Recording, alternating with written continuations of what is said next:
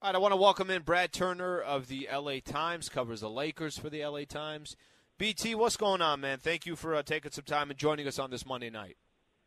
Man, it's my pleasure, Alan. For you, anytime, anything, my friend. You know sir. that. Thank you, sir. Thank you. Much appreciated. BT, so, it's funny because this is, I feel like it's 4 shows, well, really the Daily Show as well, but 4 Lakers talk shows in a row where we keep talking about, hey, is that going to happen? Is this deal going down? What do you just think of the NBA in general right now, where it seems like what we thought might be a quiet free agency, and then all of a sudden KD says, hey, I want out of Brooklyn. Gobert gets traded to the Minnesota Timberwolves. Then you're thinking, is Donovan Mitchell next?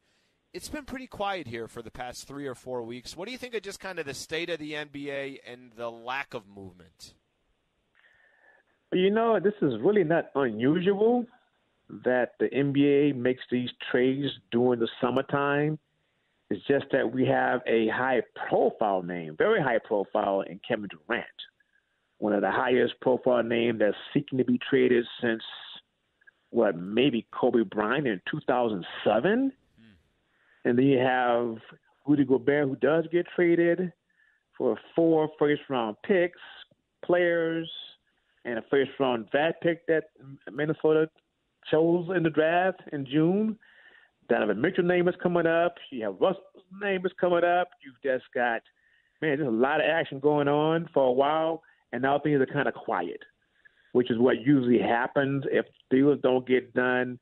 Let's just say the mid part of July, because free agencies, agents, people in front office kind of take a little break, get a little bit slower. And if you haven't got that deal done, that means that you just can't put the right package together. So I'm not surprised this is all going on. I'm a little bit, like everyone else, wondering what would happen. BT, do you think there's should we connect the dots on KD until he gets dealt, if he gets dealt, right? I mean, for all we know, they can go do everything they can to go try to accommodate KD's requests, but then just figure out we're not getting enough back in return. We have him under contract. Let's just keep him. What's the connection you see to KD and Kyrie in the sense that if KD gets traded, that increases probably the chances of Kyrie ending up leaving. If KD doesn't get traded, then maybe that decreases the chances of Kyrie. Do you see a connection there? I do. It is my understanding, based on everything that I've read and then having done some background, talking with people around the league today, that until Kevin Durant gets traded, Kyrie will not be traded. Until they move KD, the Nets don't really want to engage in conversations about Kyrie. They want to get a deal done with KD first. Once that happens, if KD gets traded, I just don't see any way Kyrie goes back to that team. There's just no way you keep him around based on everything that happened, the games he didn't play in, losing in the first round of the play-in, was the first round of the playoffs. So it just wasn't a good look for him. But until the KD thing takes place, which, as you said, may not happen, they may not trade him. And in that case, they may not trade Kyrie. We just don't know. It's a guessing game right now. Yeah. What I have heard is that over the last week or the week before, that KD and Kyrie were actually in LA working out and playing basketball together here in Los Angeles. I don't know what that means. I don't know how you try to figure that out, but I've been told that has been the case. BT, to the best of your ability, just trying to kind of think of what the front office has in mind for the Lakers, is Kyrie, you still think, is that plan A? Hey, if we could find a way to land Kyrie and use Russ and some kind of a deal to get Kyrie and somebody else, or when I say somebody else, could be Joe Harris or however you make the contracts work.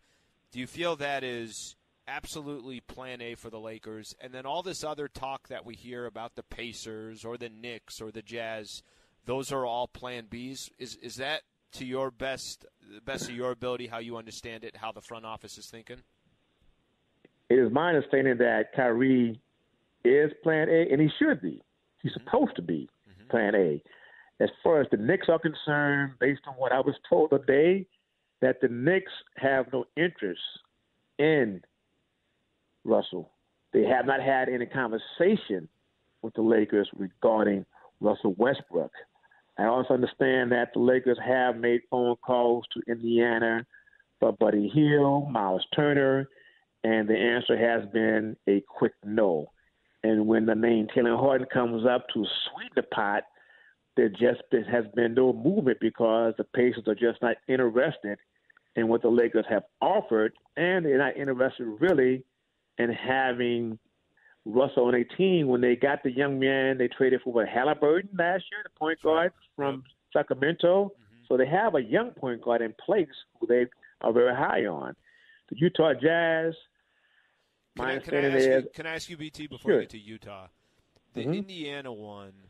So that can you just, maybe flush out from what you understand as far as what the details.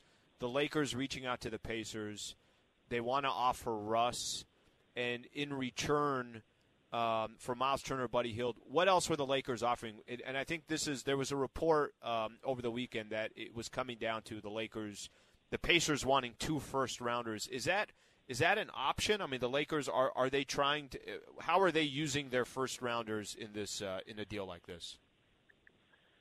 My understanding is the Lakers are willing to talk about 1 first-round pick. Got it. 2 first-round picks is something they do not want to do. At no time at all. They want to have some assets in the future. If they give up 2 picks, then – it means going forward, and once the cupboard is bare and Russ is traded and maybe LeBron is out of his contract and maybe Kyrie's also done with his contract, and you have no draft picks, no draft capital. That puts you in a bad position. So they're trying to keep one of those picks, which is smart, which I understand, but it may come down to that being a final decision. And that's something that my man Rob Pelinka, the GM of the Lakers, will have to weigh very heavily. Yeah, it's Brad Turner from the LA Times joining us here on Lakers Talk. BT, I was spending some time on this as well, and I struggle with this because from a fan perspective, if you're just looking at, hey, a draft pick in 2027, who cares? A draft pick in 2029, that's not a big deal. Yeah, go ahead and do whatever you have to do. They really, really don't have much draft capital moving forward. I'm just curious. I'm curious from your perspective. Are you concerned big picture for the Lakers in 3 to 5 years, or no, you're not concerned because it is the Lakers, and it would be a bigger deal if it was a team that was not attractive, didn't have the market capital that the Lakers do, wasn't arguably the most popular franchise, one of the most popular franchises in all sports? Or do you think about that and say, well, that's going to be a very difficult it's going to be very difficult to navigate that if, let's say, hypothetically, they got to give up these 2 first-rounders, and like you said, you're looking inside the cupboard and there's nothing really there from a draft perspective? No, I'm not concerned about it because it's the Lakers. They seem to find a way to get through tough, difficult times. When I go back to Kobe Bryant requesting a trade in 2007 and wanting to go to Chicago, and Lakers owner Dr. Jerry Buss was talking to him about doing that deal. And, okay, let's try to figure something out. They didn't trade Kobe, and who falls into their laps? Pau Gasol. Somehow the Lakers end up getting him, and the Lakers go to 3 straight finals and win 2 NBA championships. Now, I can't sit up here and say that it's going to happen again, but it looks as if there's a chance that Kyrie could fall into their laps, who is a great talent. Despite all the off-the-court stuff, the dude can play some basketball. He is an unreal basketball player. So if that happens, then you start saying, well, is it worth giving up 2 picks to try to get him, knowing that you have improved your chances to win an NBA title, and also knowing that LeBron James is not getting any younger. He's playing for a championship right now. BT, is that August 4th date? Is that a big date right now for the Lakers?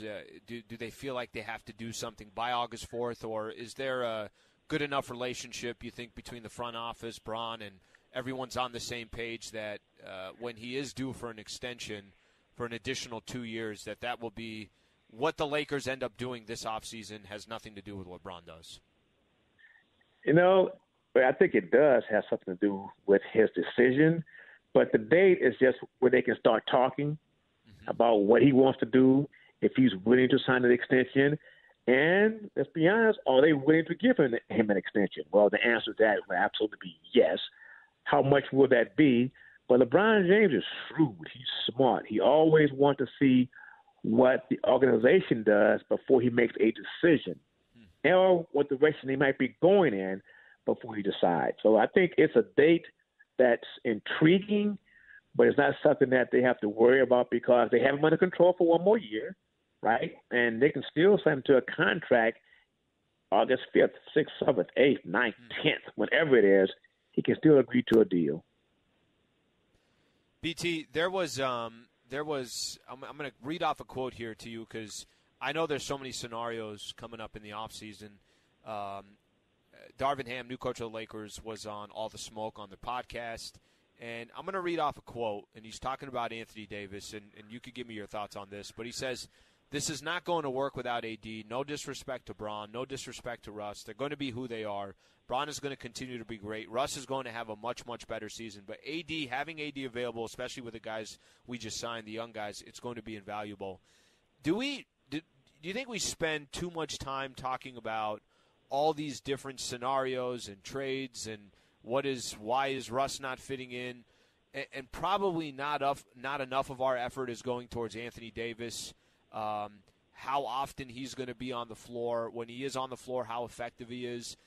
Can it just be simplified when I hear Darvin Ham, that's the first thing that comes to my mind. Is it just simplified to the Lakers, for the most part? There are other factors that come into play, but it's really the play of Anthony Davis that determines the success of the Lakers.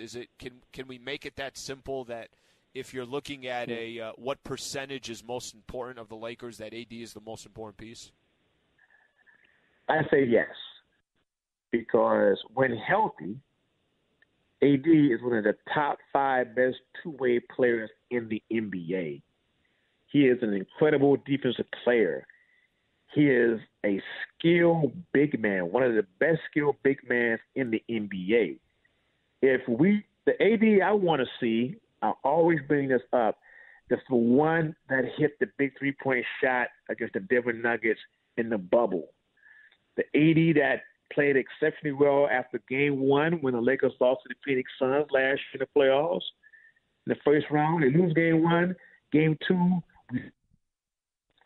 that's the player that we know he can be. We just don't see it enough, even when he is healthy. If he plays to that level every single night, which we know he can do, then the Lakers' chances of winning the title, no matter who they put beside him and LeBron James, it increases, along with him being healthy. So in that regard, I agree with Darvin Ham. AD really is the centerpiece of all of this because we know what LeBron James is going to give you every single night. We just don't know for sure if AD is going to be healthy and what he's going to bring. BT, one of the things I was excited about, and this was early on when Darvin Ham was just signed, there was some reports out there that Rasheed Wallace could potentially join his coaching staff. And then earlier today, Shams Charania had put out a tweet that he's no longer that Rasheed Wallace will no longer join the Lakers coaching staff. I was kind of bummed out about that one. Do you any background on that? There was no real explanation or anything of what happened there. Were you surprised that Rasheed's not going to be a part of the staff? Not really, because if he was going to be a part of the staff, he would have been hired back when they started naming other candidates, when they named other guys that they wanted to have on the staff. I mean, I don't know why it didn't happen, but I'm not surprised by it only because it didn't happen right away. Yep. And every time I start talking with people with the Lakers, Rasheed's name is on the list. All I got was he's a candidate. He is a candidate, and obviously now, based on the reports that he's a candidate, they won't be hired. Yeah, that seems like, and I think that's a good way to put it. It was the name was out there, and then Darvin Ham at the time was like, "Hey, there's nothing official or done," and then we got a little bit more insight on it today.